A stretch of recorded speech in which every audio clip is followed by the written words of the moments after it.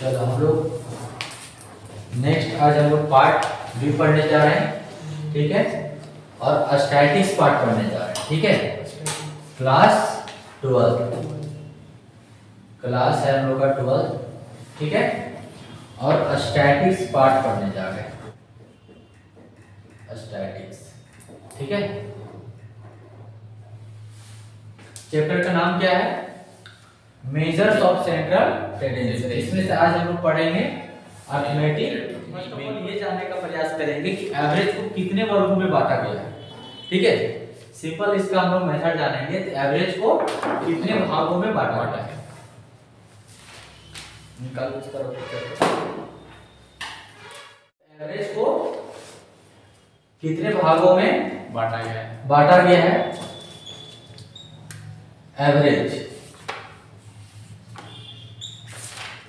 Average को दो भागों में बांटा गया है, ठीक है। पहला क्या है? Mathematical average. पहला है मैथमेटिकल एवरेज और दूसरा है सेकेंड पोजिशनल एवरेज, ठीक है। अब जानते हैं लोग कि एवरेज का जो वर्ग है, पहला मैथमेटिकल और दूसरा पोजिशनल एवरेज है। तो मैथमेटिकल एवरेज के अंतर्गत कितने टाइप्स ऑफ एवरेज होते हैं और पोजिशनल एवरेज के अंतर्गत कितने टाइप्स ऑफ एवरेज होते हैं। तो इसके अंतर्गत 3 टाइप्स ऑफ एवरेज है, ठीक है। मैथमेटिकल एवरेज के अंतर्गत 3 टाइप्स ऑफ एवरेज है। नंबर 1 पहला है अर्थमेटिक मीन, ठीक है। पहला क्या है? Arithmetic mean. इसको हम लोग सिंपल मीन भी कहते हैं, ठीक है। और मीन का इंडिकेशन क्या होगा? x के ऊपर डाइस, ठीक है। सेकंड हम लोग को पढ़ना है ज्योमेट्रिक मीन पढ़ना है, ठीक है। सेकंड क्या है? ज्योमेट्रिक मीन है, जिसको हम लोग G और M से इंडिकेट करेंगे, ठीक है। G और M से इंडिकेट करेंगे। और थर्ड होगा हार्मोनिक मीन। सेकंड क्या है? हार्मोनिक मीन है। पोजिशनल एवरेज के अंतर्गत 2 टाइप्स ऑफ एवरेज है, ठीक है। पोजिशनल एवरेज के अंतर्गत 2 टाइप्स ऑफ एवरेज है। नंबर 1 पहला है मीडियन, पहला है मीडियन और दूसरा है मोड। मोड को हम लोग इंडिकेशन Z से करेंगे और मीडियन का इंडिकेशन M से ही करेंगे, ठीक है।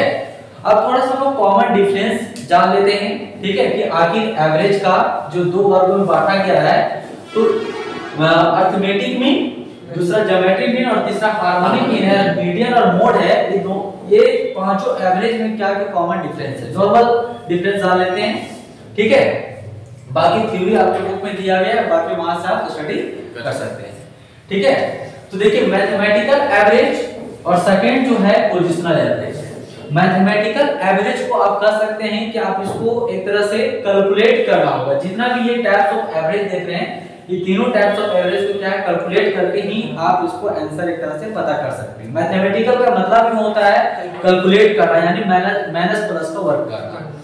और यानी जब तक इसका आप कैलकुलेट नहीं करेंगे तब तक इसका आंसर नहीं पता चलेगा। और पोजिशनल एवरेज का मतलब है कि आप इसको पोजीशन देकर इसका आप एक तरह से कैलकुलेट कर सकते हैं, आंसर इसका लगभग आप पता कर सकते हैं। तो इसीलिए दोनों का एक कॉमन अंतर है, मैथमेटिकल एवरेज और दूसरा पोजिशनल एवरेज है। आप पोजिशनल एवरेज को ग्राफ के रूप में प्रदर्शित कर सकते हैं, ठीक है। पोजिशनल एवरेज को आप ग्राफ के रूप में प्रदर्शित कर सकते हैं, जबकि इसको ग्राफ के रूप में आप प्रदर्शित नहीं कर सकते। तो कॉमन डिफरेंस हम आपको अंतर बताएं, बाकी और सारा अंतर दिया हुआ है, आप बुक में जाएंगे वहां से आप देख सकते हैं। अब हम लोग इसका तो लिखा हुआ है, ठीक है। चलिए अब हम लोग इसका आगे एवरेज का हम लोग टाइप्स देख लिए, 2 टाइप्स हो गया। अब हम लोग सेकंड टाइप्स देखेंगे, टाइप्स ऑफ सीरीज, ठीक है। चलिए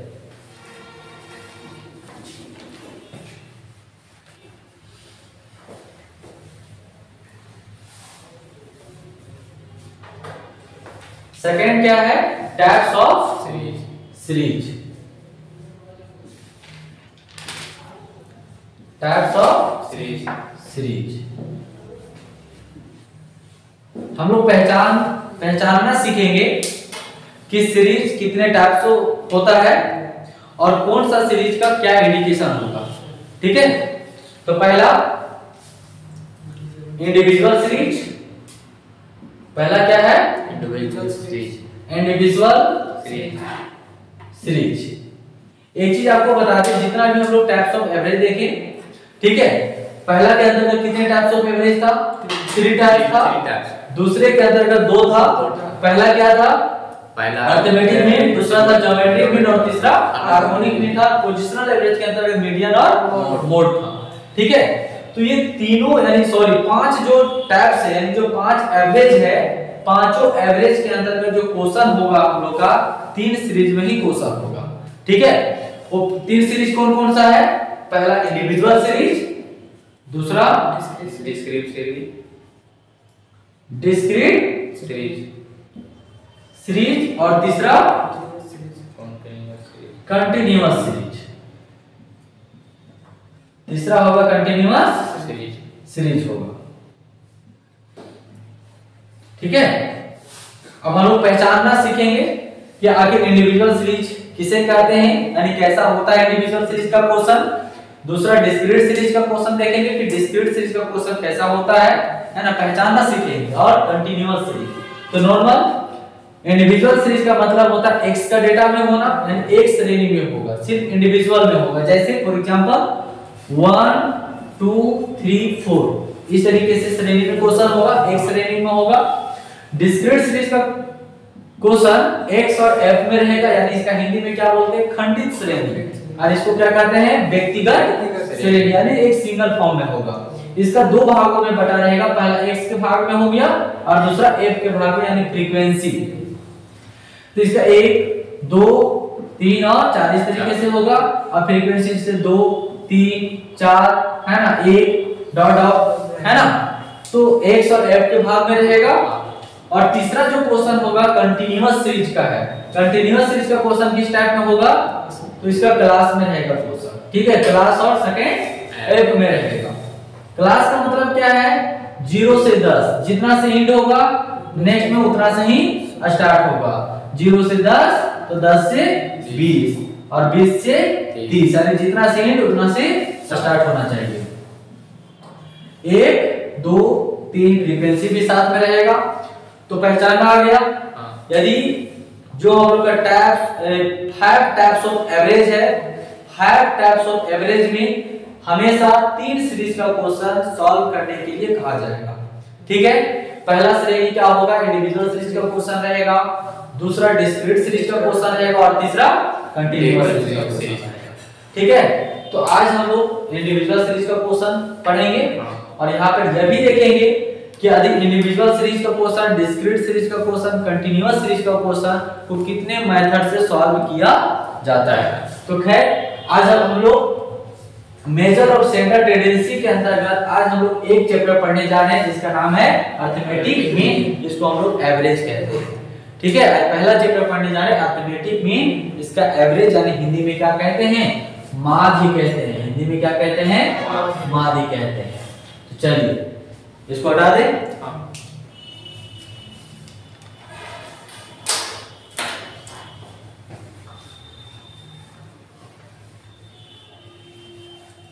चलिए अब हम लोग लिखते हैं टाइप्स ऑफ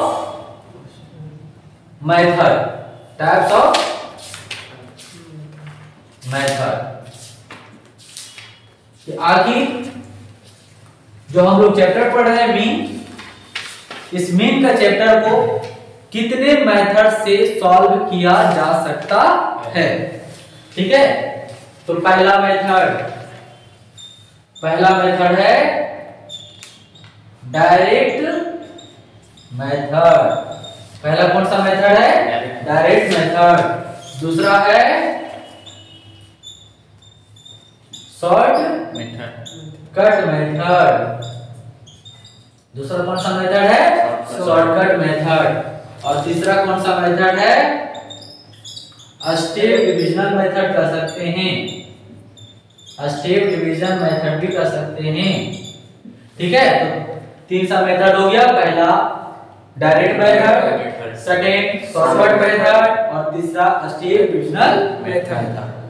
ठीक है, तो हम लोग पहला जो श्रेणी पढ़ने जा रहे हैं, यानी पहला जो सीरीज पढ़ने जा रहे हैं, इंडिविजुअल सीरीज पढ़ने जा रहे हैं, इंडिविजुअल सीरीज। इसको हटा देते हैं, इंडिविजुअल सीरीज पढ़ने जा रहे हैं। ये हम लोग का पहला टॉपिक होगा, जहां पर क्वेश्चन x के डेटा में होगा। तो तीनों सीरीज का क्वेश्चन, इंडिविजुअल सीरीज का क्वेश्चन हो, डिस्क्रीट सीरीज का क्वेश्चन हो या फिर कंटीन्यूअस सीरीज का क्वेश्चन हो, किसी भी श्रेणी का क्वेश्चन को हम लोग कितने मेथड से सॉल्व करना सीखेंगे? तो 3 मेथड से सॉल्व करना सीखेंगे। और तीनों मेथड से आंसर जो होगा वो एक ही आंसर होगा, चाहे हम लोग डायरेक्ट मेथड से सॉल्व कर लें या फिर शॉर्टकट मेथड से सॉल्व कर लें या फिर स्टेप डिविजन मेथड से सॉल्व करें, जो आंसर आएगा एक आंसर आएगा। ठीक है, तो हम लोग आज सीखेंगे इंडिविजुअल सीरीज का क्वेश्चन सीखेंगे और जहां पर प्रयोग करना सीखेंगे कि जहां पर हम लोग तीनों मेथड का प्रयोग करना सीखेंगे कि आखिर तीनों मेथड का यूज कैसे किया जाता है। ठीक है, तो आइए हम लोग एक एग्जांपल से एक क्वेश्चन अपने से लेते हैं और जहां पर सीखेंगे कि कैसे तीनों मेथड का यूज किया जाता है। तो लेते हैं क्वेश्चन, चलिए, और साथ में फार्मूला भी वहीं पे लिख दिया जाएगा। ठीक है, चलिए यहाँ पे लिखते हैं एग्जांपल नंबर 1। यहाँ पे लिखते हैं कैलकुलेशन ऑफ मीन, जहां पर हम एक श्रेणी का क्वेश्चन ले रहे हैं और x का डेटा है। ठीक है, तो क्या होगा 10, 20 और 30 एक श्रेणी का क्वेश्चन है, पहचान में आ गया। किस श्रेणी का क्वेश्चन है ये? किस श्रेणी का क्वेश्चन है? इंडिविजुअल सीरीज का क्वेश्चन है। किस श्रेणी का क्वेश्चन है? इंडिविजुअल सीरीज का क्वेश्चन है, क्योंकि देखिए हम एक श्रेणी में लिखे हैं ना, एफ में लिखे हैं क्या? नहीं लिखे, तो एक श्रेणी का क्वेश्चन हो गया। चलिए अब इसका फार्मूला लिखते हैं। 3 मेथड बताए हैं ना, देखिए यहाँ पे लिखते हैं मेथड। पहला कौन सा मेथड लिखिए? By the direct method. पहला लिखिए डायरेक्ट मेथड। डायरेक्ट मेथड का फार्मूला होगा, देखिए मीन ये लिखे थी, मीन का इंडिकेशन है, तो मीन इक्वल टू क्या होगा? सिग्मा। क्या होगा? Sigma x by n। क्या होगा? सिग्मा x बाय n होगा। सिग्मा का मतलब क्या होता है? सम, यानी ऐड करना, जोड़ना। ठीक है, सिग्मा का मतलब क्या होता है? ऐड करना, जोड़ना, जोड़ करना। तो देखिए यहाँ पे किसका सम चाहिए? यानी जो भी x का डेटा है उसको सम करना है। जो भी x का डेटा है उसको क्या करना है? सम करना है। तो देखिए x का डेटा को क्या करिए? सम कर दे, तो सिग्मा x चाहिए और n बराबर कौन हो जाएगा? 1 2 3, यानी नंबर कितना है? तो नंबर 3। ठीक है, ऐड करिए इसको। 30 और 20 कितना होगा? 50। 50 और 10 कितना हो जाएगा? 60। ठीक है, अब यहाँ पे सिग्मा x बराबर लिखिए, कितना आ गया? 60 आ गया। n बराबर कितना? 3, और इसको डिवाइड कर देंगे, कितना आ गया आंसर? 20 आ गया। ठीक है, तो डायरेक्ट मेथड का सिंपल फार्मूला देख लिए। आप इसी तरीके से डायरेक्ट मेथड को क्वेश्चन को सॉल्व करते हैं। ठीक है, अब सेकंड हम लोग सीखते हैं कौन सा मेथड है? Shortcut method. सेकंड कौन सा मेथड है? शॉर्टकट मेथड है। चलिए यहाँ पे लिखते हैं सेकंड मेथड, जिसका नाम है शॉर्टकट मेथड। सेकंड क्या नाम है जी? शॉर्टकट मेथड नाम है, जिसका मेन का इंडिकेशन ये हो गया। अब फार्मूला देखिए यहाँ पे क्या लिख रहे हैं, ध्यान से देखना। a plus sigma dx by a। क्या लिखें? रिपीट करो, मैं बोलो क्या है? Sigma plus sigma dx। हाँ, a plus sigma dx by a। ठीक है, अब हमें क्या क्या चाहिए? यहाँ पे नंबर a का वैल्यू चाहिए और सिग्मा dx का वैल्यू चाहिए। कहाँ से आएगा? देखिए क्वेश्चन इसी को रखते हैं, क्वेश्चन सेम है, खाली इसमें हम आगे प्रोसेस करते हैं। ठीक है, तो हमें क्या चाहिए थी? dx चाहिए। ये क्वेश्चन हम लिख दिए और dx चाहिए। dx का मतलब क्या होता है? समझो यहाँ पे ध्यान से। dx का मतलब होता है, dx का मतलब क्या है? तो x में माइनस कर देना है a, मतलब डिफरेंस करना है किसमें, x में डिफरेंस करना है। डिफरेंस का मतलब अंतर करना है, अंतर। तो हम a बराबर किसी को a मान लेंगे। a का मतलब क्या होता है, एज्यूम करना। a का ही मतलब क्या होता है, एज्यूम करना। एज्यूम का मतलब किसी एक वैल्यू को अपने से मान लो। तो हम 10 को भी मान सकते हैं, हम 20 को भी मान सकते हैं, हम 30 को भी मान सकते हैं। तो हम लोग अधिकतर क्या मानने का प्रयास करते हैं, बीच वाला डेटा। क्यों? क्योंकि दोनों साइड जो डेटा है वो इक्वल आए, जो नंबर आए इक्वल आए। तो इसमें से हम a मान लेते हैं, किसको, 20 को मान लिए। हम ये किसको मान लिए, 20 को एज्यूम कर लिए। तो थोड़ा सा इसको बड़ा बना देते हैं, यहाँ पे लिखने में आसान होगा। ये बना दिए बड़ा। तो a बराबर कितना मान लिए जी, 20 मान लिए। 20 a बराबर कितना हो गया, 20 हो गया। अब इसको क्या करने बोल रहा है कि डिफरेंस करने, किसमें, x में। तो देखिए जो डेटा हम लोग माने हैं उसमें क्या करेंगे, डिफरेंस करेंगे, अंतर करेंगे। तो बताइए 10 में 20 को माइनस करेंगे तो माइनस कितना बचेगा, 10। और 20 में 20 को माइनस करेंगे कितना आएगा, 0। और 30 में 20 को माइनस करेंगे तो प्लस में 10 आ गया। अब हमें क्या चाहिए था जी, सिग्मा dx चाहिए था। तो dx तो आ चुका है, आ चुका है। तो यहाँ पे ऐड कर देंगे खाली सिग्मा dx। और 10 माइनस और 10 प्लस कितना आएगा, 0 हो जाएगा। अब फार्मूला में पुट कर दीजिए। a बराबर कितना वैल्यू रखा गया था, 20। और सिग्मा dx बराबर कितना आ गया, 0। और n बराबर कितना, n बराबर 3। अब 20 और इसको डिवाइड करेंगे कितना आएगा, 0 आएगा। आंसर कितना आ गया, 20 आ गया। तो बताइए आपको इस बात से विश्वास हो रहा होगा कि कोई भी मेथड का यूज कर लेंगे तो हमारा आंसर क्या आएगा, सेम आएगा, यानी इक्वल नंबर आएगा। तो हम लोग का जो भी, या फिर हमें एग्जाम में कहा जा सकता है कि शॉर्टकट मेथड से बनाइए या फिर स्टेप डिवीजन से बनाइए, ठीक है। या फिर हमको जो मेथड अच्छा लगता है उसी मेथड से हम क्वेश्चन को क्या कर लेंगे, सॉल्व कर लेंगे, ठीक है। हम लोग को सभी को तीनों मेथड आना चाहिए। चलिए थर्ड हम लोग कौन सा मेथड यूज करने वाले हैं, स्टेप डिविजनल मेथड, ठीक है। तो स्टेप यहाँ पे लिख देते हैं बाय द, थोड़ा पेन का अभाव है, नहीं पेन का यूज करते हैं, by the step division method, ठीक है। Step divisional method. चलो पेन चेंज करते हैं थोड़ा। चलिए यहाँ पे देखिए मीन इक्वल टू, ये तो और नहीं है काम इसका, ठीक है, इसका यूज कर लेते हैं। क्या होगा, फार्मूला सेम होगा। यहाँ पे लिखे है ना, यही सेम फार्मूला है, a होगा और सिग्मा dx बाय n होगा। देखिए सेम फार्मूला लिखे, तो क्या चेंज होगा, तो थोड़ा सा चेंज होगा, कोई खास चेंज नहीं। तो यहाँ पे क्या लिखिए, थोड़ा सा ये दे दिए, डैश दे दिए, ठीक है। तो ये डैश दे दिए, तो यहाँ पे इसका एक c से इनटू कर देंगे, ठीक है। यानी c का मतलब क्या हो गया, i इसका इंडिकेट कर रहा है कि ये क्या करेंगे, सिग्मा dx से हम लोग इनटू करेंगे, ठीक है।